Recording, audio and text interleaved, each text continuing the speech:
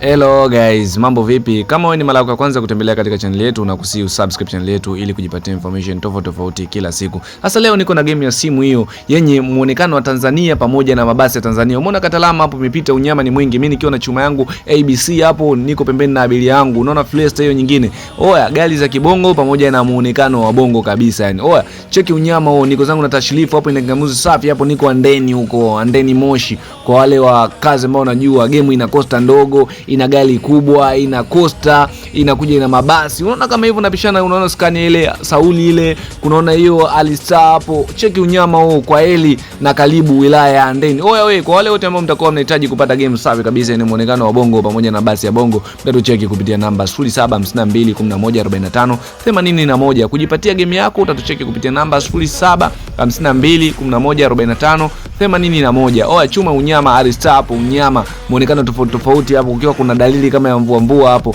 Njombe Express. Oya unyama ni mwingi, game safi, lamani safi. Oya tucheki kupitia namba 0752114581 kujipatia game safi yenye viwango vya hali ya juu. Kama umezoea kucheza game za ajabu za Play Store huko za wapi, karibu kujipatia game safi kabisa yenye ubora wa hali ya juu. Game yenye viwango vya FIFA, game yenye kuvutia kabisa, hata unapocheza game lako moyo wako unasisimka, moyo wako unafurahia, raha burudani unaipata hapo. Karibu kucheki kupitia namba 0752114581 kujipatia game safi kabisa, game yenye viwango vya hali ya juu. Ukiwa unacheza hii, hata majirani, ndugu jamaa na marafiki wanakuangalia, wanaona kabisa hii game ina viwango vyenyewe.